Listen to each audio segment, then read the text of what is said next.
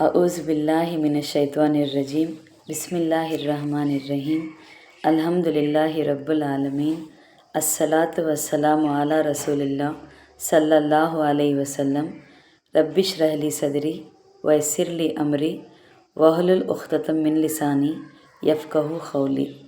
अस्सलामु अलैकुम वरहमतुल्लाहि वबरकातुहू। सब जनां को तुम्हें भी ये वीडियो देखने के पहले दरूद और सलाम पढ़ को ये वीडियो देखना शुरू करो।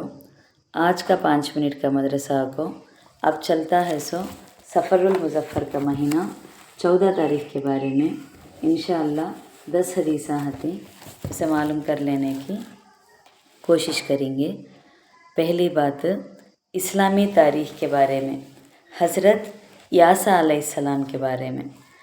हज़रत यासा का तज़किरा कुरान करीम की सूरे अनाम और सूरे साद में 2 जगह आया है, जिसमें उनकी फ़जीलत और अज़मत की ख़बर दी गई है।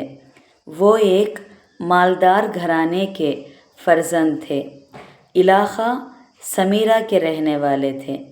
ये इलाक़ा कनन कतो फ़लस्तीन में यरूशलेम के शिमाल और मग़रिब में बहरे रोम के साहिल के क़रीब वाक़े है। हज़रत यासा अलैहिस्सलाम हज़रत इलियास अलैहिस्सलाम के चचाज़ाद भाई हैं और उनके नायब और ख़लीफ़ा थे। शुरू में उन्हीं के साथ रहते थे। जब हज़रत इलियास अलैहिस्सलाम का इंतकाल हुआ तो अल्लाह ताला ने बनी इज़राइल की हिदायत और रहनुमाई के लिए उनको नबी बनाया। वो हज़रत इलियास अलैहिस्सलाम ही की तरह कौम बनी इज़राइल को तौरात पर अमल करने की तरगीब देते थे और हक़ बात मानने और सीधा रास्ते पर चलने का हुक्म दिया करते थे और शिरकिया बातों और कामों से बचे रहने की ताकीद करते थे। नबूवत के साथ सियासी सूझबूझ और जंगी तदबीरों से भी खूब वाकिफ़ थे। दोमा क़िस्सा आप सल्लल्लाहु अलैहि वसल्लम का मोजिज़े के बारे में, एक चमत्कार के बारे में। कंकरियों से तस्बीह की आवाज़ आना। हज़रत अबू ज़र रदियल्लाहु अन्हु फरमाते हैं कि हम एक मर्तबा रसूलुल्लाह सल्लल्लाहु अलैहि वसल्लम के साथ बैठे हुए थे। आप सल्लल्लाहु अलैहि वसल्लम के हाथ में चंद कंकरियाँ थीं। अचानक उनसे तस्बीह की आवाज़ आने लगी, जिसको सारी मजलिस सुन रही थी। फिर हुज़ूर सल्लल्लाहु अलैहि वसल्लम ने वो कंकरियाँ बारी बारी हज़रत अबू बकर, हज़रत उमर और हज़रत उस्मान रदियल्लाहु अन्हुम के हाथ में दी, तो उनके हाथों में भी कंकरियाँ तस्बीह पढ़ रही थी। लेकिन जब कंकरियों को ज़मीन पर रख दिया तो तस्बीह पढ़ना बंद कर दिया। मुस्नद बाज़ार 4040 के रेफरेंस में से। 3वां क़िस्सा एक फ़र्ज़ के बारे में। वालिदैन के साथ आजिज़ी से पेश आना। माँ बाप के साथ अल्लाह ताला का फरमान है, उनके सामने कतो माँ बाप के सामने शफ़क़त से आजिज़ी और इनकिसारी के साथ झुके रहना और यूँ दुआ करते रहना कि ऐ हमारे परवरदिगार, जिस तरह उन्होंने बचपन में मुझे पाला है, आप भी उनके साथ रहमत का मामला कीजिए। बनी इज़राइल में 24वां आयत में है सो दुआएँ रब्बिर हमहुमा कमा रब्बयानी सगीरा करके आता है। उसका तर्जुमा अभी यहाँ लिखिन सो।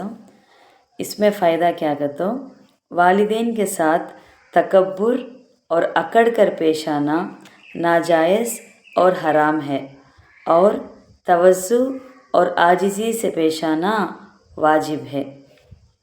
4वां क़िस्सा एक सुन्नत के बारे में। वज़ू का सुन्नत तरीक़ा पूरे 12 ही हाँ, एक के बाद एक देखेंगे। पहला वज़ू की नियत करना। दूसरा बिस्मिल्लाह पढ़कर वज़ू शुरू करना। तीसरा 3 مرتبہ دونوں ہاتھ کٹوں تک دھونا۔ چوتھا، مسواک کرنا، اگر مسواک نہ ہو تو انگلیوں سے دانتوں کو ملنا۔ 5واں، 3 بار کلی کرنا۔ 6واں، 3 بار ناک میں پانی چڑھانا۔ 7واں، ہاتھوں اور پاؤں کو دھوتے وقت انگلیوں کا خلال کرنا۔ 8واں، ہر عضو کو 3 بار دھونا۔ عضو کہتے ہیں ہر ایک پارٹ کو 3 بار دھونا۔ 1 مرتبہ پورے سر کا مسح کرنا۔ 10واں، سر کے مش کے ساتھ کانوں کا مش کرنا۔ 11واں، پیدر پر وضو کرنا۔ 12واں، ترتیب وار وضو کرنا۔ 5واں قصہ، ایک اہم عمل کی فضیلت کے بارے میں۔ سب سے بہترین آدمی کون کہتے سو؟ رسول اللہ صلی اللہ علیہ وسلم سے پوچھا گیا سب سے بہترین آدمی کون ہے؟ آپ صلی اللہ علیہ وسلم نے فرمایا، اللہ سے زیادہ ڈرنے والا اور صلہ رحمی کرنے والا اور لوگوں کو بھلی باتوں کا حکم کرنے والا اور برائی سے روکنے والا۔ شعب الایمان 7950، درا بنت ابی لہب رضی اللہ عنہ کے ریفرنس میں سے۔ 6واں قصہ، ایک گناہ کے بارے میں، شراب پینے والے کی سزا۔ رسول اللہ صلی اللہ علیہ وسلم نے فرمایا، میرے رب نے قسم کھائی کہ میری عزت کی قسم، میرے بندوں میں جو بھی بندہ شراب کا کوئی گھونٹ پیے گا تو اس کو اتنا ہی پلاؤں گا، اور جو بندہ میرے ڈر سے شراب چھوڑے گا اس کو پاک صاف حوضوں سے پلاؤں گا۔ مسند احمد 22307، ابو امامہ رضی اللہ عنہ کے ریفرنس میں سے۔ 7واں قصہ، دنیا کے بارے میں، گمراہی سے بچنے کا نسخہ۔ حضرت ابن عباس رضی اللہ عنہ فرماتے ہیں کہ جس شخص نے کتاب اللہ کی تعلیم حاصل کی اور پھر جو کچھ کتاب اللہ میں ہے اس کی پیروی کی تو اللہ تعالیٰ اس کو دنیا میں گمراہی سے بچا کر راہ ہدایت پر ثابت قدم رکھے گا، اور قیامت کے دن برے حساب سے بچائے گا۔ اللہ تعالیٰ کا فرمان ہے، جس شخص نے میری ہدایت تو قرآن کی پیروی کی وہ دنیا میں گمراہ نہیں ہوگا اور آخرت میں بدبخت نہیں ہوگا۔ شعب الایمان 2029 کے ریفرنس میں سے۔ 8واں قصہ، آخرت کے بارے میں، جنتی اپنے رب کا دیدار کرے گا۔ رسول اللہ صلی اللہ علیہ وسلم نے ارشاد فرمایا، جب جنتی جنت میں داخل ہو چکیں گے تو اللہ تعالیٰ ان سے ارشاد فرمائیں گے، کیا کر کو کوئی اور نعمت چاہتے ہو؟ تو وہ عرض کریں گے، کیا آپ نے ہمارے چہرے بارونق نہیں کیے؟ کیا آپ نے ہمیں جنت میں داخل نہیں کیا؟ اور کیا آپ نے دوزخ سے ہمیں نجات نہیں بخشی؟ آپ صلی اللہ علیہ وسلم فرماتے ہیں کہ پھر اللہ تعالیٰ پردہ ہٹائیں گے تو جنت والوں کو کوئی نعمت نہیں دی گئی جو ان کو اللہ تعالیٰ کے دیدار سے محبوب ہوگی۔ صحیح مسلم حدیث 467، سہیب رومی رضی اللہ عنہ کے ریفرنس میں سے۔ 9واں قصہ، طب نبوی سے علاج۔ قرآن کریم نقشہ شفا ہے، تو قرآن کریم میں شفا ہے کر کو۔